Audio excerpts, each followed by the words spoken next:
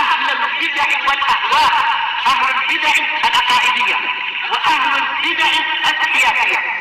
أنا أقول بيننا وبينكم السلف، بيننا وبينكم الكتب، كان فيقول البدع بيننا وبينكم. Bismillahirrahmanirrahim. Alhamdulillahilladzi arsala rasulahu bil huda wa dinil haqq liyudhhirahu 'ala ad-dini kullihi wa kafaa billahi shahida. Asyhadu an la ilaha illallah wahdahu la syarika lah iqraran bihi wa tauhida. Wa asyhadu anna Muhammadan 'abduhu wa rasuluh sallallahu alaihi wa ala alihi wa sallama tasliman mazida la nabiyya ba'dah. Ikhwani fid din wa akhwati fillah, a'azzani wa a'azzakumullahu jami'an wa barakallahu fikum. Kita lanjutkan bacaan berikutnya terhadap kitab Tanbihatun 'ala ahkamin takhtassu bil mu'minat, yaitu peringatan-peringatan yang khusus membahas seputar fikih wanita. Sekarang kita akan melanjutkan halaman 31 bagian bawah mengenai hukum darah nifas dan definisi nifas serta batasan nifas berapa hari. Kata beliau di sini an-nifas wa ahkamuhu, nifas dan hukum-hukumnya. Yang sudah kita lewati adalah darah haid, kemudian darah istihadhah, kemudian sekarang darah nifas. Ini walaupun taruhlah dia belum pernah melahirkan, atau mungkin belum bersuami, atau mungkin barakallahu fiik, nah belum mengetahui hal ini sangat penting untuk diketahui karena biar gak keliru kapan seseorang itu dikatakan mengeluarkan darah nifas. Karena kaitannya nanti kalau keguguran, sakotat namanya. Nah, barakallahu fiik, atau sakot itu kalau dia keguguran itu bagaimana? Apakah darah yang keluar itu adalah nifas atau bukan? Nah, kaitannya nanti di situ diantaranya. Para ulama telah merinci kalau kegugurannya itu dalam kondisi anak sudah berbentuk janinnya sekitar 4 bulan atau 120 hari berbentuk. Nah, maka barakallahu fiik, darahnya dinilai darah nifas. Tapi kalau kegugurannya itu di bawah 4 bulan, di bawah 120 hari, intinya belum berbentuk janinnya, maka itu dinilai istihadhah. Itu pentingnya di situ untuk membedakan antara darah nifas dengan darah istihadhah. Karena kaitannya dengan ibadah. Kalau darah istihadhah tetap sholat, tetap puasa itu. Tapi kalau darah nifas tidak boleh sholat, tidak boleh puasa. Kita lihat apa yang kata beliau. An-nifasu huwa ad-dam alladhi yanzil minar rahim lil wiladah wa ba'daha. Nifas itu adalah darah yang keluar dari rahim wanita ketika melahirkan dan setelahnya. Para ulama mengikutkan juga ketika proses melahirkan. Mungkin antum sekalian sudah paham ya, namanya pembukaan 1, pembukaan 2, pembukaan 3 sampai pembukaan 10 misalkan. Itu kadang-kala kan ada yang keluar darah. Ya kan? Ada yang tidak keluar darah, ada yang keluar darah. Nah, proses-proses seperti itu masuk dalam kategori darahnya nifas. Mahfum? Karena itu proses melahirkan. Bahkan nanti Syekh Shalih Fauzan menyebutkan sehari atau 2 hari sebelum melahirkan. Sehari atau 2 hari sebelum melahirkan. Nah, itu dinilai darahnya nifas kalau keluar. Bisa dipahami ya? Nah, barakallahu fiik. Jadi normalnya memang nifas itulah darah yang keluar dari rahim wanita di saat dia melahirkan setelahnya. Jadi melahirkan itu biasanya keluar beriringan dengan itu keluar darah, ini darah nifas namanya. Faham ya? Syekh Shalih Fauzan memasukkan sehari 2 hari sebelumnya ternyata keluar darah itu nifas juga. Karena darahnya itu yang keluar itu dalam dalam keadaan proses melahirkan. Bisa dipahami ya?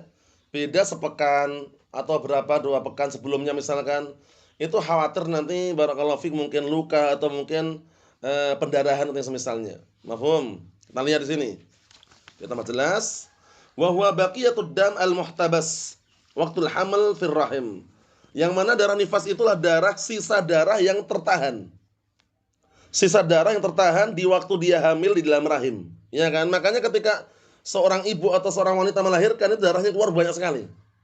Banyak loh ya, darah nifas itu. Keluarnya pun enggak langsung langsung habis itu enggak, sedikit demi sedikit. Di awal permulaan banyak memang, setelah itu nih keluar, keluar, keluar, ya sampai totalnya kurang lebihnya normalnya 40 hari. Mafhum? Ada juga yang suci kurang dari 40 hari, ada yang lebih dari 40 hari. Mafhum? Nah, kita lihat lagi. Fa idza waladat kharaja hadzal dam. Apabila perempuan tersebut melahirkan, maka keluarlah darah ini. Syai'an fa syai'an, ini penting ini. Sedikit demi sedikit keluarnya. Paham ya? Makanya sampai 40 hari itu karena apa? Menyelesaikan darah itu biar benar-benar keluar, selesai, habis, suci. Mafhum? Di awal kali dia melahirkan banyak keluar darahnya karena tertahan, darah yang tertahan di dalam rahim. Begitu dikeluarkan isi dalam rahimnya, nah, darah yang tertahan tadi keluar. Mafhum? Naam. Wa ma tarahu qabla al-wiladah min khurujid dam ma'a amaratil wiladah fa huwa nifas. Ini bagus ini. Ini biar orang enggak kebingungan. Dan apa saja yang dia lihat sebelum melahirkan loh ya, berupa keluar darah bersamaan ada tanda dia ingin melahirkan, maka nifas. Seperti yang sebutkan tadi, pembukaan pertama, pembukaan kedua itu tanda mau melahirkan biasanya kan itu. Ya kan? Pembukaan pertama, kedua, ketiga. Itu kadang-kala jarak antara berikutnya sampai pembukaan 10 kadang ada yang lama. Ya kan? Ada sehari, 2 hari ya, ada juga kan seperti itu. Nah, itu kalau keluar darah masuk. Berarti bagaimana? Ya berarti enggak sholat, enggak puasa. Nah, kalau pembukaan ternyata enggak keluar darah, bagaimana kalau enggak keluar darah? Kembali ke hukum asal kalau keluar darah. Tetap sholat, tetap puasa semampunya. Beda lah ya, pahami ya? Ini kalau seandainya keluar darah di saat-saat tersebut ada tanda ingin melahirkan, masuknya dalam apa? Nifas. Tapi pembukaan pertama, kedua, ketiga, kadang kan ada juga yang keluar darah. Ya kan? Kalau nggak keluar darah kembali ke hukum asal. Mampu dia sholat. Mafhum salah? Nah, kita lanjutkan lagi. Wa qayyadahu fuqaha bi yaumaini aw salata ayyam qabla al-wiladah. Dan ahlu fikih mereka mengikat atau memberikan catatan 2 hari atau 3 hari sebelum melahirkan. Ini orang beda-beda loh ya, perempuan kadang beda-beda, ada yang memang keluar darah sebelum itu, ada juga yang sampai pembukaan berapa itu baru keluar. Benar ya itu ya, seperti itu ya. Jadi enggak semuanya sama. Cuman beliau menyebutkan ini kadang-kadang seperti itu. Ya Pak, sampai ahlu fikih memberikan semacam catatan 2 hari atau 3 hari sebelum melahirkan itu kadang keluar, tapi enggak semua perempuan. Wal ghalib anna bidayatahu takunu ma'al wiladah, tapi kebanyakannya darah itu keluar bermula takunu di saat ma'al wiladah bersamaan dengan melahirkan. Proses persalinan. Mafhum? Naam. Wal mu'tabar wiladatu ma tabayyana fihi khalqul insan. Penting ini. Yang jadikan tolak ukur barometernya itu kapan dia dikatakan nifas, itu ketika dia melahirkan sesuatu yang nampak bentuk manusia. Berarti sudah berbentuk, ingat-ingat, sudah berbentuk. Taruhlah ada perempuan keguguran misalkan. Itu kan kadang gumpalan-gumpalan darah ada kan? Gumpalan-gumpalan darah. Ada juga yang sudah berbentuk janin. Ya kurang lebihnya ketika di usia barakallahu fiik 4 bulan tadi itu. 40 hari pertama setetes air mani. 40 hari berikutnya sudah menjadi segumpal darah.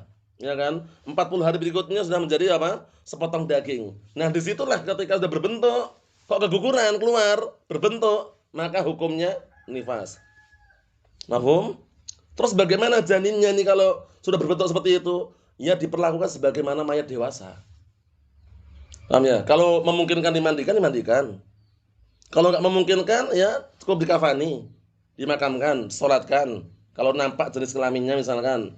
Paham ya? Intinya, nah kalau seandainya nampak jenis kelaminnya, tinggal kita baca doanya kan sesuai dengan ini laki-laki atau perempuan. Kalau nggak nampak, pakai dhamir muzakkar. Dhamir apa? Laki-laki. Mafhum? Nah, ini penting loh ya.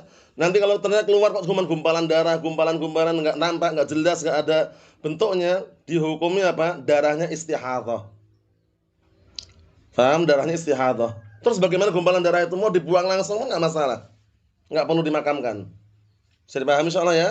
Nah, kita lihat. Kata beliau, wa aqallu muddatin yatabayyan fiha khalqul insan wahid wa samanuna yawman. Ini paling sedikitnya karena enggak semuanya sama. Cuma normalnya 4 bulan normalnya. Tapi ada juga yang kurang dari itu, ada juga kata beliau, lihat ini. Dan paling sedikitnya waktu nampaknya bentuk ciptaan manusia itu usia berapa? Wahidun wa samanun, 81 yauman hari. 81 hari wa aghlabuha salasatu asyhur. Dan kebanyakannya itu ada juga yang 3 bulan sudah berbentuk. Memang kadang nampak atau tidak nampak ya, kalaupun dengan sekarang dengan alat USG itu mungkin dipermudah, dan kadang pun ada yang nampak, ada yang enggak juga. Paham ya? Tergantung kecanggihan alatnya loh. Paham ya? Karena USG sendiri kan macam-macam, ada yang berapa dimensi itu kan istilahnya kan, semakin mahal semakin nampak biasanya gitu. Nah, intinya ketika 3 hari kok 3 bulan sudah berbentuk, masuk. Paham ya? Cuman 4 bulan ini jelas biasanya. Nah, kita lihat di sini. Fa idza saqata minha syai'un qabla hadhihi al-muddah wa hasala ma'ahu dam fa innaha la taltafit ilaih. Masyaallah, ini faedahnya ini. Apabila dia keguguran sesuatu dari kandungan tersebut sebelum waktu ini, sebelum 3 bulan atau sebelum berbentuk manusia, kemudian keluar darah, maka itu nggak perlu perempuan tersebut, nggak perlu wanita tadi menengok atau kalau menganggapnya, nggak perlu, nggak usah dianggap, nggak usah nengok. Maksudnya bagaimana? Jangan itu dianggap darah nifas itu loh, paham ya? Nah, wala tada'us shalah wasyam, tetap jangan ninggalkan sholat, jangan ninggalkan puasa. Menajlid, karena karena darah yang keluar tadi. Li'annahu damun fasidun nazif, karena itu darah kotor nazif yang keluar terus-menerus, yaitu semacam pendarahan. Fayakunu hukmuha hukmul mustahadah, maka hukumnya seperti hukum mustahadah, perempuan yang ditimpa istihadah. Mafhum? Jadi kembalinya tolak ukurnya mengenai apa? Berbentuk atau belum? Berbentuk atau belum? Mafhum soalnya ya. Kalau belum berbentuk, darah yang keluar istihadah. Kalau sudah berbentuk, darah yang keluar nifas. Mafhum? Naam. Wa aksaru muddatin nifas fil ghalib 40 yauman. Masyaallah, dijelaskan lagi nih. Dan waktu nifas kebanyakannya, aksar paling banyaknya waktu dia itu nifas, kebanyakan orang itu 40 hari. Ibtidaan, diawali atau bermula minal wiladah. Bermula dari kapan? Dari dia melahirkan. Au qablaha bi yaumain au salasatin, atau 2 hari atau 3 hari sebelum melahirkan. Seperti yang sebutan itu. Selama nampak proses melahirkan, biasanya proses persalinan atau dikenal dengan pembukaan itu ya. Pembukaan 1, 2, 3, 4, 5 sampai 10. Kok ternyata dalam waktu-waktu tersebut keluar darah, masuk dalam kategori nifas. Mafhum insyaallah? Naam. Kita lihat sini. Kata beliau, barakallahu fil hadits Ummi Salamah radhiyallahu anha, dikarenakan hadisnya Ummi Salamah radhiyallahu anha, kanatin nufasa tajlis ala ahdi Rasulillah sallallahu alaihi wasallam 40 yauman, rawahu Tirmidzi wa ghairuh. Dahulu para wanita yang sedang nifas itu duduk dalam artian itu istirahat, tidak sholat, tidak puasa. Di zaman Rasulullah SAW selama 40 yauman, 40 hari. Ingat-ingat ya, 40 hari ini bukan tolak ukur yang bisa dikatakan harus, itu enggak harus. Mahfum? Tapi bagaimana? Ghalibnya, kebanyakannya 40 hari itu baru suci kebanyakannya. Tapi ada nggak yang suci kurang dari itu? Ada. Mahfum soalnya ya.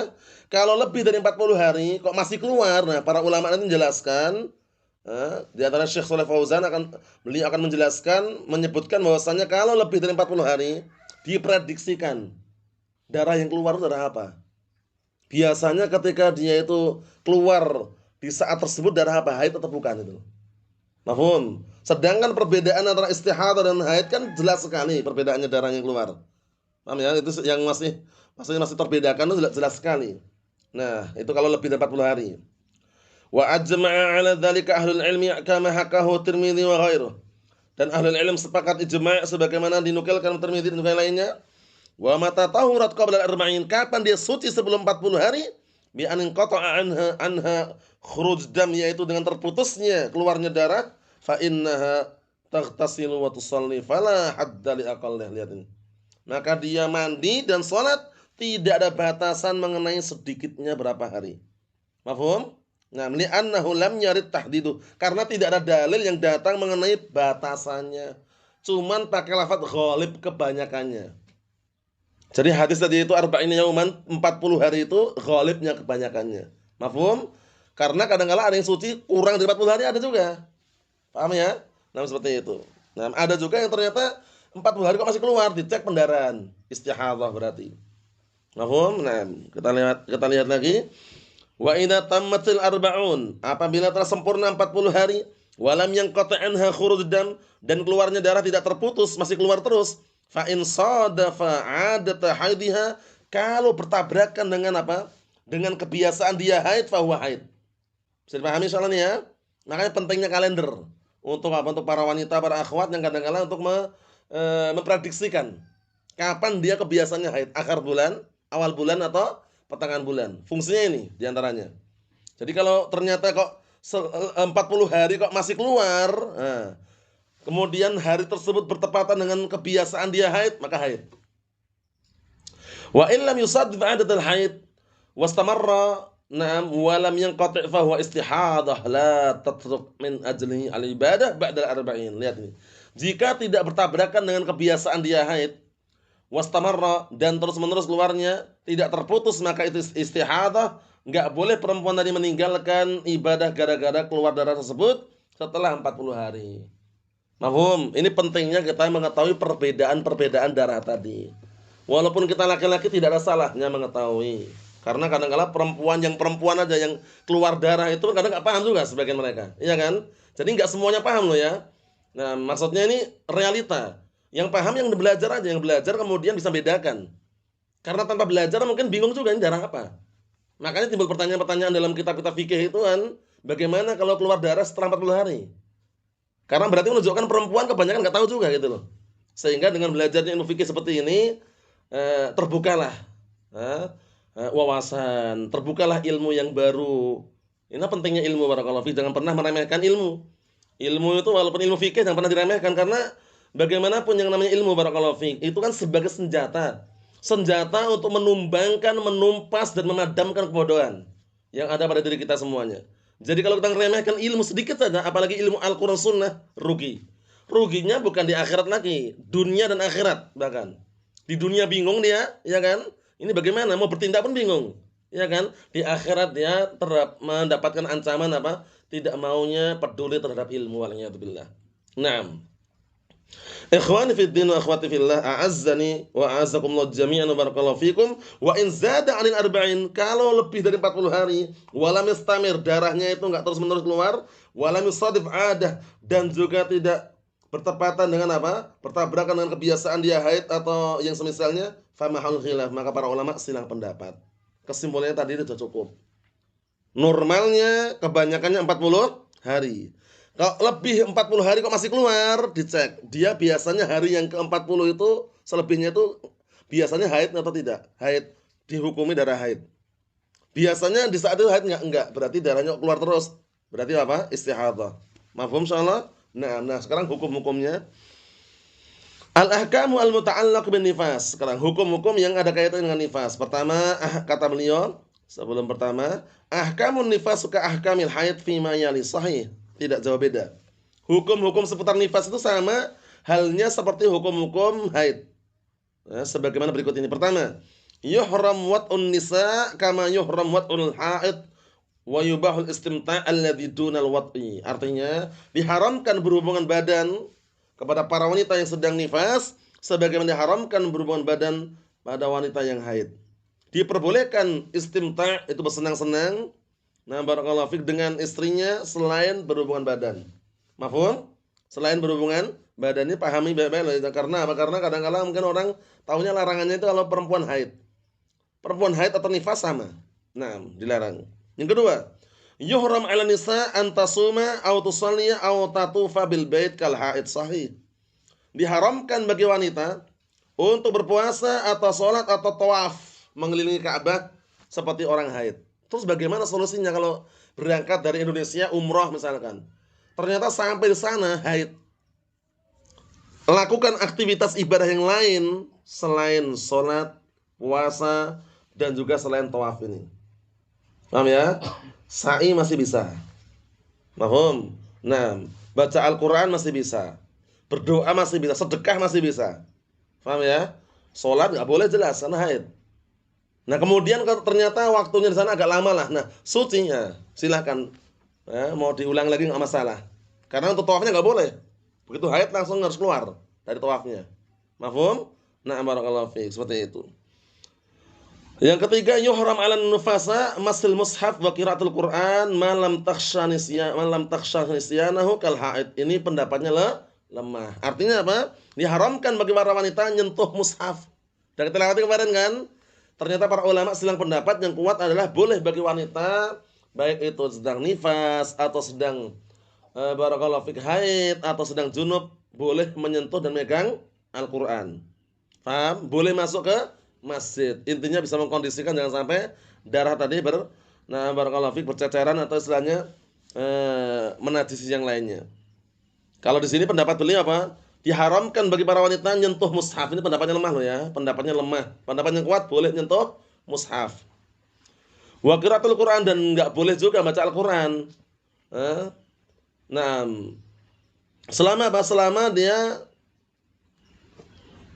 kecuali dia khawatir nanti lupa. Kalau haid sepertinya orang yang sedang haid, kita katakan lupa nggak lupa silakan baca Al-Qur'an nggak masalah. Megang Al-Qur'an juga boleh. Paham, itu pendapat yang kuat karena hadis yang dipakai oleh jumhur ternyata hadisnya lemah gitu loh. Nah, kita lihat berikutnya. Yang keempat, yajibu 'alan nufasa qada'is shaum al-wajib alladhi tarakathu fin nifas kal haid. Wajib bagi para wanita yang nifas tadi itu kalau sudah suci wajib mengqadha puasa yang wajib yang dia tinggalkan di saat dia nifas. Contohnya dia nifasnya itu barakallahu fiik lahirannya itu awal Ramadan. Otomatis kan dia full 1 bulan itu kan nggak puasa kan. Nah, nanti di bulan-bulan berikutnya ya wajib bayar gitu loh. Bayar puasa tadi. Pendapat yang kuat kan nggak bayar fidyah. Pendapat yang kuat dia tetap menggantikannya semampunya. Walaupun setiap tahun dia melahirkan misalkan, semampunya. Namanya fattaqullaha masata'tum, itu pendapat yang kuat. Nah, yang hamil, yang nifas pendapat yang kuat tidak bayar fidyah tapi apa? Menggantikan puasanya. Walaupun para ulama sebagian mereka mengatakan boleh bayar fidyah, tapi yang kuat yang tadi itu. Kita lihat sini. Yajibu 'ala nufasa an taghtasila 'inda nihayatin nifas kama yajibu dzalika 'alal haid wal adillatu 'ala dzalik. Artinya wajib bagi para wanita yang nifas untuk mandi di saat apa? Habis nifasnya atau suci. Sebagaimana wajibnya untuk mandi seorang wanita yang haid. Mafhum? Wal adillatu 'ala dzalik, dalil yang mengenai hal tersebut adalah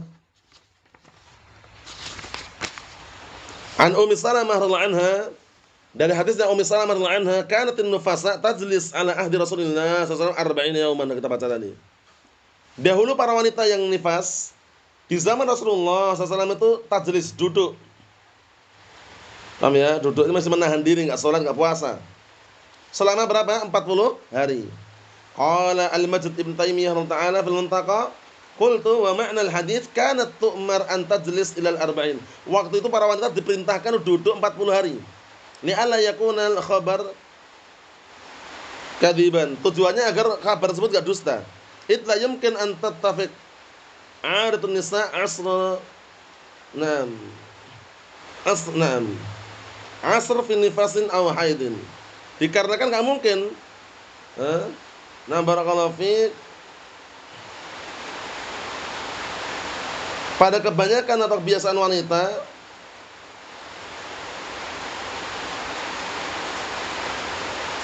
wallah maknanya apa ini yang jelas.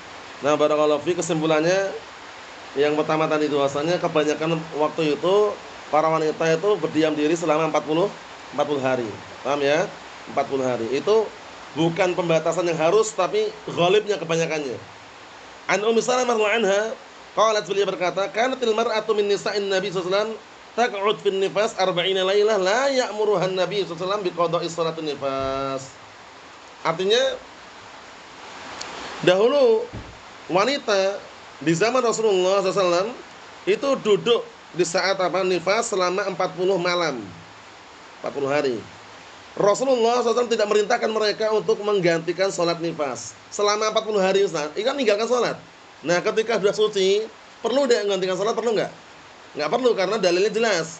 Kunna nu'maru biqada'is shaum wa lam nu'mar biqada'i as-shalah. Dahulu kami di zaman Rasulullah SAW diperintahkan untuk menggantikan puasa, namun tidak diperintahkan untuk menggantikan sholat. Nah, barakallahu fiik. Itu kesimpulannya, Allah a'lam bishawab. Faedah-faedah yang lain insyaallah pada pertemuan yang akan datang mengenai bagaimana boleh enggak minum obat. Orang yang umrah sengaja minum obat agar tidak haid di sana. Nah, itu nanti dibahas, boleh atau tidak? Karena kadang-kala khawatir nanti ketika tawaf haid itu loh. Nah, boleh nggak minum obat? Kan ada obat itu kan, obat untuk menahan biar nggak haid. Nah, itu bagaimana? Insyaallah pada pertemuan yang akan datang kita baca sekaligus faedah-faedah yang lain. Karena apa? Karena masalah obat ini ada yang obat tersebut aman, kemudian herbal, ada juga yang sifatnya kimia yang khawatir membahayakan. Itu nanti rinciannya pada pertemuan yang akan datang insyaallah taala. Nasallahu as-salamata wal afiyah. Alhamdulillahirabbil alamin.